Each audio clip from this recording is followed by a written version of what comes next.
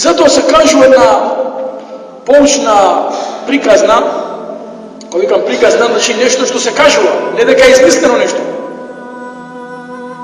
Бидејќи народот преку примери може да свати суштината на примерот и на оној текст што се кажува. И да видиме ние денеска, муслимани, дали сме ние од оние кои сипат вода или оние кои сипат млеко. Што значи овој спор? Дали сме ние оние кои сипат вода или сипат млеко? И во тој аспект ќе ја видиш нашата состојба на уметот на муслимани. Во едно место, да речам со прости зборови, во едно село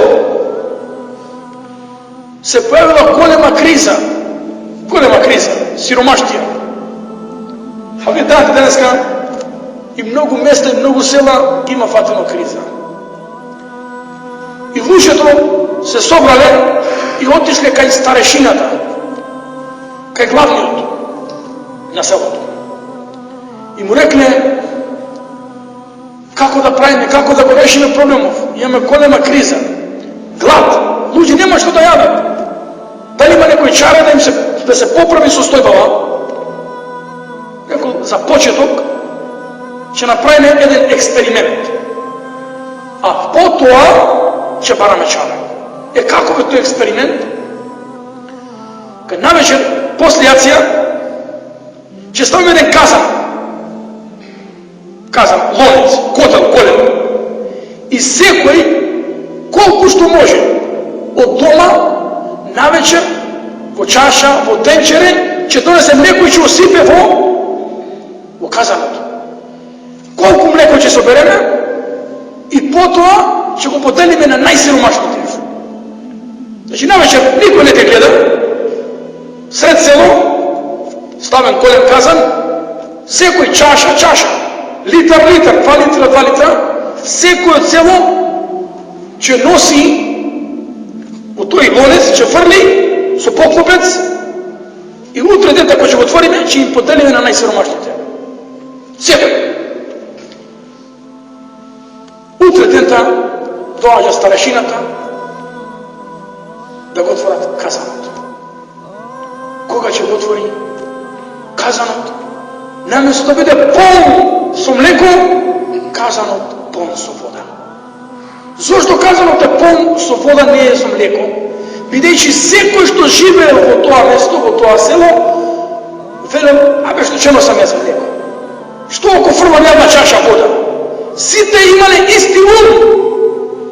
Кај ќе се подава 1 литар вода во пол казан млеко? И наместо казанот да биде полн со млеко, тој бил полн со вода.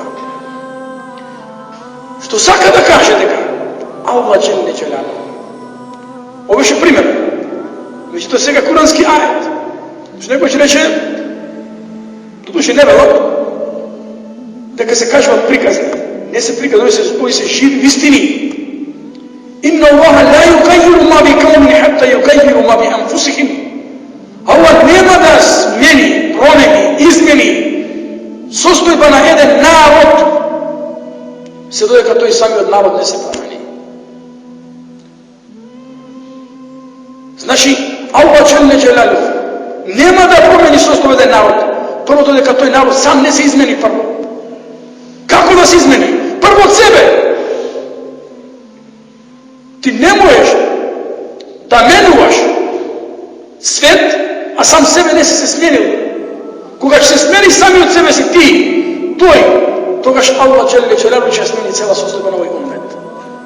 Кога секој мисли дека јас ако фрлам, да речем смет на улица, или ако искупам дупка на пат, па што е, нема ништо. Тој еден по еден, тоа се прави хаос. Кога учи во медресе, Еден учител или воспитач го вика там едукатор. Има некои браќа што може би не знаат македонски, може и на албански да збор за да разберат иншаллах таala. Речи ние сите луѓе ги почитуваме без оглед на кој јазик зборуваат. Кога бевме медресе и у медресе таму се влегуваш во училница, до пред училница со влечки. И потоа ги ставаш на рафтови како се тука и во училница се влегува натре со тепи, со чорапи. Значи не одиш како во нашите школи. И јас ги имам оставено влечките на врата. Значи навлезе. И доаѓа тој воспитувач и вели чили се овие, како мои се. Дали е тука местото? I can't tend to осеја. Ова местото е нивно. Дали е тука или треба да се става рафтови? Што се ако се става едни голема работа? Едни. Ако целиот клас од 5 души ги стави на исто место како каде ти што си ги стави, впуцат, елен паратенец, еден чифт, без децета. А во нив сите 5 души, а замислам џамија 300 души или 500. И вие сите на врата ги ставиме папучи. Не ги редиме на рафтови. Тогаш кога би дошол некој, дали не можам да влезе во џамија? Ќе треба да скока преку папучи да влезе.